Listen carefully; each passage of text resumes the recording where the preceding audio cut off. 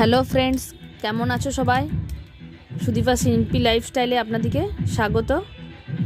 তো আমার শ্বশুর বাজার থেকে লাঠা মাছ আর চ্যাং মাছ নিয়ে এসছে। তো ওগুলোকে হাঁড়ির মধ্যে জিয়ে রেখেছি। তো আমি এটাকে মানে মাটিতে পড়ে গেছে, আমি এটাকে তুলতে পারছি না। তো হালকা করে ধরার চেষ্টা করছি, ভয় করছি যে যাতে কামড়ে টামড়ে দেবে নাকি। তো এই সকল মাছ তো কামড়েও দেবে না, বেঁধেও দেবে না, তবুও ভয় লাগছে। তো এগুলোকে ভালো করে বাটিতে ধরে তুলে নিলাম, নিয়ে এগুলোকে আমি এরপর জলের মধ্যে ছেড়ে দেবো। তো দেখছি যে অনেকগুলোই মাছ রয়েছে। তো মাছগুলো বড় বড়, খুব একটা বড়ও নয়, খুব একটা ছোটও নয়। তো মাছটা বেশ ভালোই সাইজের। তো এরপর আমি একটু বিকাল বিকাল দিকে আমি একটু ফুচকা খাবো বলে আলু টালু সবগুলো একটু সেদ্ধ টেদ্ধ করে নিয়েছিলাম। নিয়ে এই যে ফুচকাটা মাখিয়ে দেখছি যে নুন টুন কেমন হয়েছে। ফুচকাটা তার আগেই আমি ভেজে নিয়েছি। আর এই যে আলুটা মাখানো হয়ে গেছে, এটাতে একটু দিয়েছি আলু, দিয়েছি শসা, পেঁয়াজ, টমেটো, লঙ্কা, বিট নুন, বাদাম, চানাচুর সব রকম দিয়ে করে নিচ্ছি। এরপর আমি ভাবলাম একটু ফ্রিজটা একটু পরিষ্কার করে নিন। তো পুজোর বার আছে, এবার আমাদের বাড়িতে হরগৌরী পুজো। তো আমি ফ্রিজটাকে একটু ভালো করে বেকিং সোডা আর লেবু দিয়ে ভালো করে পরিষ্কার করে একটু ধুয়ে নিচ্ছি। ফ্রিজ ধোয়ার সময় কিন্তু আপনারা ফ্রিজের লাইনের তারটাকে অফ করবেন, সব যে তারগুলো আছে সেগুলো সব খুলে নেবেন। আর এই বরফ টরফ যেগুলো থাকবে সেগুলো একটু বের করে নেবেন, কেননা বরফটা গলে গলে পুরো জলে ভর্তি হয়ে যাবে। তো আমি এই লেবু দিয়ে পুরো ফ্রিজটাকে ভালো করে ঘষে নিলাম। নিয়ে পর আমি হালকা একটা শুকনো ন্যাকড়া দিয়ে আমি এটাকে মুছে নিচ্ছি। তো দেখুন আমার ফ্রিজটা কত পরিষ্কার হয়েছে, দেখুন।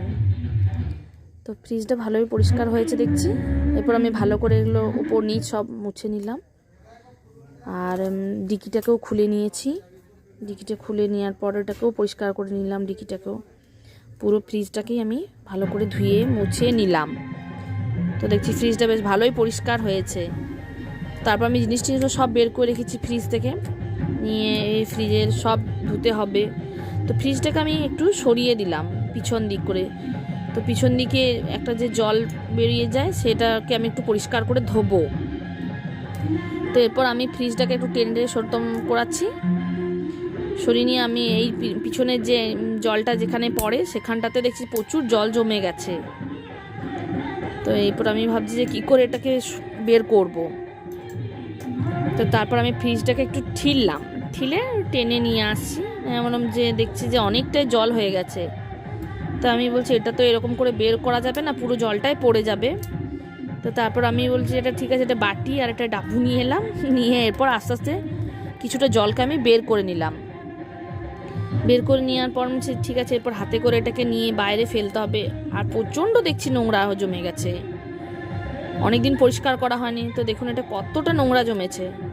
তো এটাকে আমি এবার ভালো করে পরিষ্কার করে ধুয়ে নিয়ে আসবো, কারণ ফ্রিজটাতে জিনিস আছে তো প্রচুর, ওটা না লাগালেও খাবারগুলো সব নষ্ট হয়ে যাবে, জলটাও বাইরে পড়বে।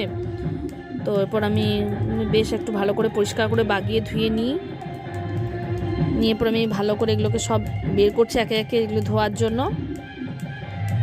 আর ফ্রিজটাকে এরপর দেখতে হবে ওপরে ফ্রিজ বাইরের দিকটা ওপর দিকটা পুরোটাই মুছে দিচ্ছি পরিষ্কার করে। এগুলো এবার সব ধোয়া হবে। রান্নাঘরেই আমি সব একে একে নিয়ে গেলাম আর সব ধুয়ে নিয়ে আসছি। আর ঠান্ডাটাও দেখছি হালকা হালকা পড়েছে। তো এরপর আমি ধুয়ে নিয়ে এসে এটাকে লাগানোর চেষ্টা করছি। এটা লাগাতে একটু কষ্টই হয়, তবে এটা একটু ঠিকঠাক করে দেখে লাগাতে হবে, যাতে দেখবে যে পাশের ওই হ্যান্ডেলগুলো আছে না ফেটে কি ভেঙে যেত না যায়। তো এরপর আমি ওগুলোকে নিয়ে এসে ভালো করে লাগিয়ে দিলাম। ছেলে বলছে মা তোমার এখনও হয়নি? আমি বলছি না বাবা আমার হয়নি, এরপর হবে। তো এটাকে আমি ভালো করে একটু লাগিয়ে নিলাম। তারপর আমি ভেবেছিলাম যে আজকে একটু বাজার দিকে যাব ছেলের জন্য একটা জিনিস আনতে। তো এই দেখুন জিনিসটা আমি নিয়ে চলে এসেছি ছেলের জন্য। আমি ছেলেকেও বলিনি, ওকেও সারপ্রাইজ দিলাম। ছেলের জন্য আমি একটা হাতের ব্রেসলেট নিয়ে এলাম সোনার। তো ছেলে দেখে তো খুব খুশি হয়ে গেছে। আর এর সাথেও আমি একটা নিয়ে এলাম যে একটা লক্ষ্মী গণেশের ফটোও নিয়ে চলে এসেছি, কয়েন, রূপোর কয়েনগুলো। আর এই ছেলের ব্রেসলেটটা অনেক দিনের শখ ছিল যে ছেলের একটা ব্রেসলেট বানিয়ে দেবো। তো যাই হোক এখন একটা করে দিয়েছি হালকার মধ্যেই। আর এই যে রূপোর কয়েনটা লক্ষ্মী গণেশের, ওটাকেও নিয়ে এসেছি, দুটোই নিয়ে এলাম। আমি ছেলেকে বলছি বাবা দেখি হাতটা পরিয়ে দিই কেমন লাগছে দেখি, ও তো বলছে খুব খুশি, মা পরিয়ে দাও, দেখছে হাসি হাসি মুখ, বাবা খুব ভালো লাগছে। তো নিয়ে এসে ও পরিয়ে দিচ্ছি। একটু বড় সড়োই নিলাম, কেননা ও তো বড় হলেও পরতে পারবে, আর আমার ছেলেও একটু রোগা পাতলা, তো দেখছি হাতে একটু বড়ই হচ্ছে, তো ঠিক আছে বড় তো একটু পরা যাবে। খুব হালকার মধ্যে যা জিনিসের দাম হয়েছে, তো নেওয়াটাও সমস্যা, তো তার মধ্যেই একটা নেওয়া হলো। ছেলে তো বারবার দেখছে, ও বলছে মা আমি এটা পরে থাকবো, আমি তোর পড়তে দিতে চাইছি না, কেননা বাই চান্স যদি পড়ে যায় আর পাওয়া যাবে না। তো আমি বলছি ঠিক আছে একবার পড়ো, বাড়িতে রয়েছে যখন পড়ো, তারপর আবার রেখে দেবে। নিয়ে এরপর আমি এরপর খাওয়ার জন্য আবার ডিম ভাজবো, তো ডিম পেঁয়াজ টিয়াজ কেটে নিয়েছি বাটির মধ্যে, আর চামচ নেওয়ার সুযোগই হয়নি ওই।